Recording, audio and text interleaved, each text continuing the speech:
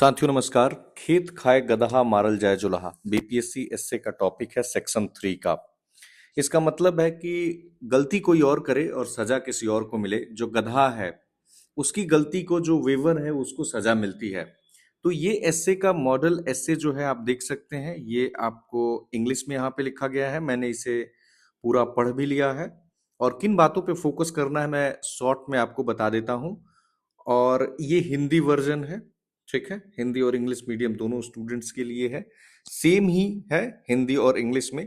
बस मैं कुछ कुछ एग्जांपल्स आपको दे देता हूँ और थोड़ा सा एक्सप्लेन कर देता हूँ। देखिए एसए का जो सेक्शन 3 है ना, इसमें मैंने अक्सर देखा है कि लोगों के बहुत कम मार्क्स आते हैं।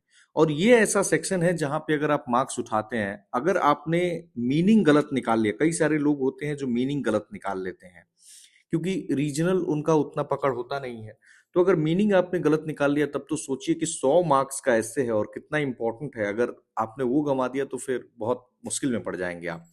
तो चलिए हम देखते हैं कि इस एस्से में हमें किन बातों पे ध्यान रखना है।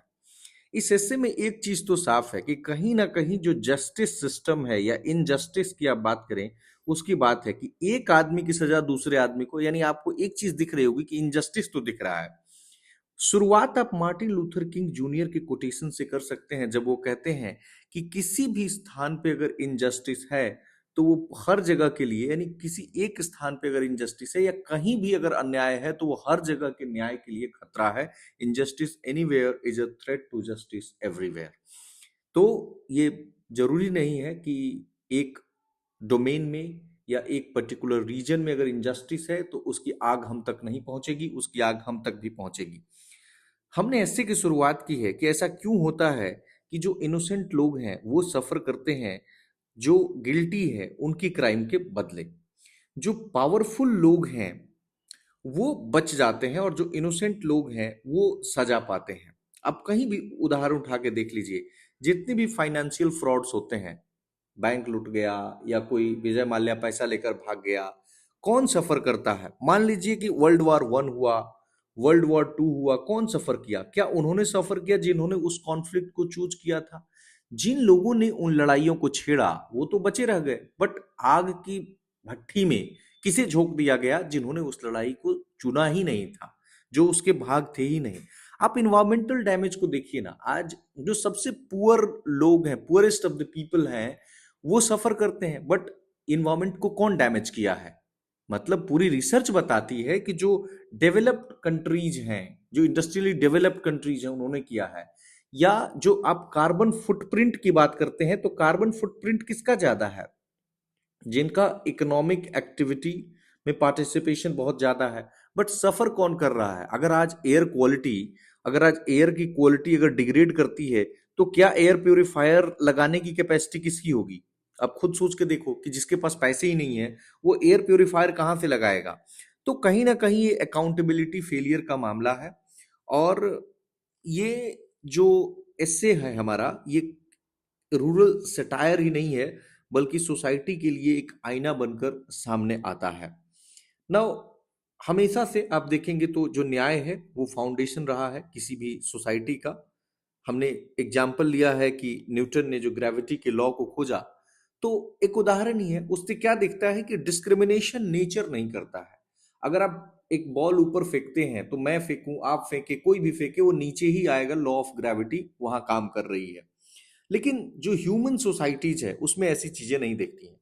नाउ नाउ आइए हम देखते हैं डिफरेंट डिफरेंट डायमेंशंस में कि कैसे इसको हम उदाहरणों के माध्यम से, डायमेंशंस प्लस एग्जाम्पल्स के माध्यम से समझते हैं। देखिए सोशल लाइफ में देखेंगे तो ये उदाहरण साकार होगा जिनके पास वॉइस ही नहीं है, वो सबसे ज्यादा सफर करते हैं। जैसे कि मार्जिनलाइज सोसाइटी है। आप कुछ भी उठाकर देखिए, गलती कोई और करेगा। आप एंशियंट टाइम में देखिए किनको सजा मिलती थी। जो सजा थी वो किस आधार पे दी जाती थी? सोशल ऑर्डर में जो ऊपर था उसको सजा नहीं मिलती थी, जो सोशल ऑर्डर में बहुत नीचे था उसको सजा मिलती थी। आप आर्थिक नीतियों को देख लीजिए। अगर कोई भी आर्थिक नीति फेल करती है तो सबसे ज्यादा कौन अफेक्ट होता है? जो किसान है, मजदूर है, जो हाशिए पे पहुंचा हुआ समाज है, डेली जो मजदूरी कमाता है, सबसे पहले वो अनएम्प्लॉयड हो जाता है।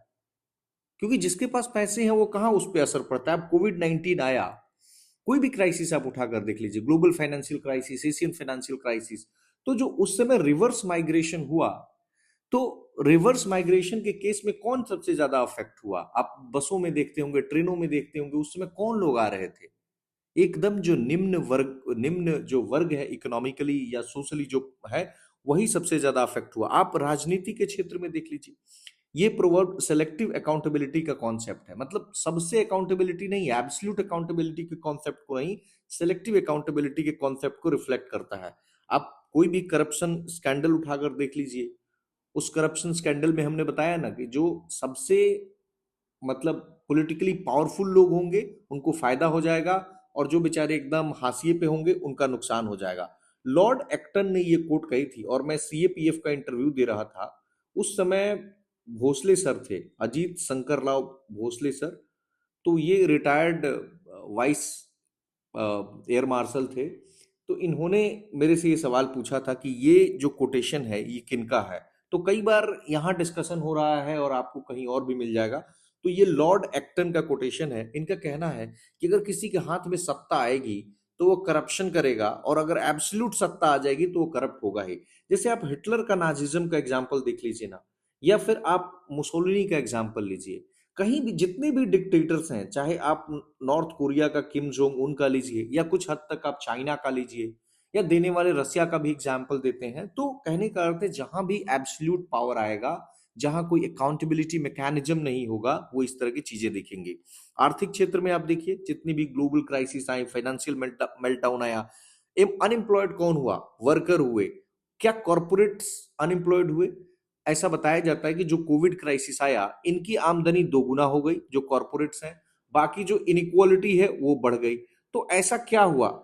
मतलब जो कोविड क्राइसिस आया था वो आया तो सबके लिए था, बट एक तरफ किसी की आमदनी डबल हो गई और एक तरफ जो है कोई ज्यादा अफेक्ट हो गया। तो फार्मर्स हो, डेवलपिंग नेशंस हो, जो विकासशील देश हैं जैसे भारत, ये अफेक्ट होते हैं। इंडस्ट्रियल पावर्स को क्या, जो काम इंडस्ट्रियल पावर्स ने किया, जैसे हमने बात किया ना इन्वायरमेंटल डैमेज की, उसका नुकसान किसे उठाना पड़ रहा है? आप देखिए, कोई भी आपदा आता है, जैसे बाढ़ आ गया, उत्तर बिहार तो फेमस है, सुखाड़ आ गया दक्षिण बिहार में, तो उस समय सबसे ज्यादा जो प्रभावित करता है वो गरीब तबके को करता है। आप देखिएगा छोटे छोटे इम्बैंकमेंट्स पे, या जहीं जहां कहीं भी ऊंचे स्थान होते हैं, वो एक जो है मेकशिफ्ट अरेंजमेंट करके, या एक तरीके से कह सकते हैं टेम्पररी अरेंजमेंट करके, उन्हें वहां महीनों तक गुजारना पड़ता है। तो क्या बाढ़ लाने, जो बाढ़ आती है, वो क्या आपको नहीं लगता कि ये हमारी कहीं ना कहीं पॉलिसीज का फेलियर है? चाहे वो इन्वायरमेंटल पॉलिसीज हो, या डिप्लोमेटिक लेवल पे हमने चीजों को बात नहीं किया, बट अफेक्ट किसका हो रहा है? गलती की सजा किसको मिल रही है ना? प्रशासनिक स्तर पे भी देखें तो गवर्नेंस वीकेन होता है। अगर पॉलिसीज सही ढंग से इंप्लीमेंट नहीं हो पाई तो क्या होता है? लोअर ऑफिशियल्स को, जैसे आप देखे होंगे अक्सर जो सस्पेंड किया जाता है, कि अगर कोई मान लो घटना घट गई, क्राइम हो गया, तो उस क्राइम में किसको सस्पेंड किया जाता है? आपने देखा होगा कभी किसी एसपी को सस्पेंड किया जाता है? ज्यादा से ज्यादा दरोगा, जो वहां का दरोगा होगा, एसआई होगा, उसको सस्पेंड कर दिया जाता है। जो थाना का इंचार्ज होगा उसको सस्पेंड कर दिया जाता है। लीगल क्षेत्र में भी आप देखेंगे तो इक्वलिटी बिफोर लॉ एक कार्डिनल प्रिंसिपल है लीगल फील्ड में। लेकिन क्या लीगल एड सबके लिए एक्सेसिबल है? नहीं है। और ऐसा कहा था कि जो सोसाइटी में अगर फेयरनेस को आप इग्नोर कर दोगे तो कहीं ना कहीं एक साइलेंटली एंगर की भावना क्रिएट होगी, और वो सोसाइटी को एक तरीके से बर्बाद करके रखेगी। इन्वायरमेंट के क्षेत्र में आप देखिए कि जब भी कोई बड़े प्रोजेक्ट आते हैं, तो उस समय क्या होगा? जो वन में रहने वाले लोग हैं वो आराम से रह रहे थे, उनको सबसे पहले वहां से हटा दिया जाएगा। बड़ी बड़े उद्योग वहां पे लग जाएंगे। अब खुद देखिए, जो कोई भी पॉलिसी आती है, मान लीजिए कि जैसे फिशिंग वगैरह को कंट्रोल करना है, तो छोटे फिशरमैन ही अफेक्ट होते हैं। जो लार्ज फिशरमैन है वो कहीं ना कहीं पॉलिसीज को एक्सप्लॉइट करते हैं, अपना लॉबी करते हैं, उनके पास टेक्नोलॉजी है, वो कहीं ना कहीं बच जाते हैं। तो एक कोट है कि when reverse dry it is the small boat that sinks first.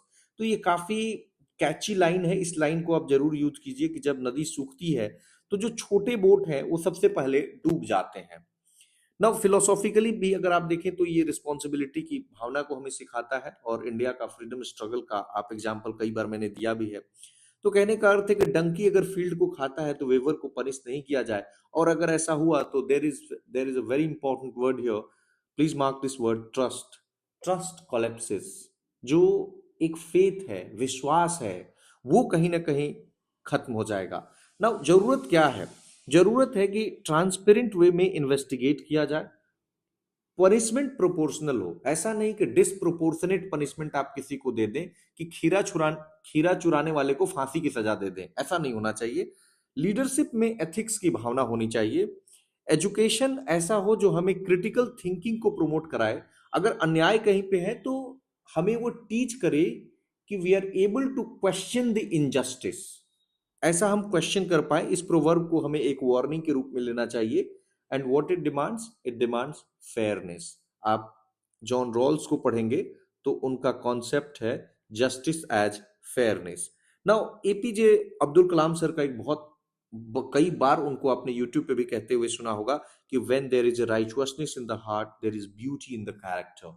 तो इस लाइन को आप कहीं भी यूज कर सकते हैं कि जब राइचुअसनेस होता है तो वो इंस्टीट्यूशंस को, इंडिविजुअल्स को समान रूप से अच्छी दिशा में गाइड करता है। और तभी जो न्याय है वो एक स्लोगन नहीं बल्कि एक जीता जागता उदाहरण बन जाता है, that becomes a lived reality. So friends, I hope कि हमने हर क्षेत्र में उदाहरण कोट करने की कोशिश की है। इन्वायरमेंटल हो, एथिक्स हो, पॉलिटिक्स हो, एडमिनिस्ट्रेशन हो, इकोनॉमी हो, इंटरनेशनल लेवल पे हो। सो मुझे लगता है कि ऐसे ही आपको करना क्या है कि आपको थिंकिंग करनी है। आपको जो एग्जाम्पल्स आज मैंने दिए हैं, इन्हीं एग्जाम्पल्स का यूज करके आप अलग अलग एस्से में सोचिए। हमने आपको कोशिश की है कि एक तरफ कोटेशंस दे दें, एक तरफ जो पोएम्स हैं कि आप वहीं पे छोटे छोटे पोएम्स आप इनको कोट कर पाएं, आप अलग अलग डायमेंशंस में चीजों को देख पाएं और इन डायमेंशंस पे आप उदाहरण को कोट कर पाएं। खासकर जो करंट उदाहरण है या कंटेम्पररी आप कहिए, इनको कोट कर पाएं। और बहुत इफेक्टिव ऐसे होना चाहिए जिसमें कि आपका फ्लो टूटे नहीं। अगर फ्लो नहीं टूटेगा तो आपका ऐसे बहुत अच्छा जा रहा है। धन्यवाद।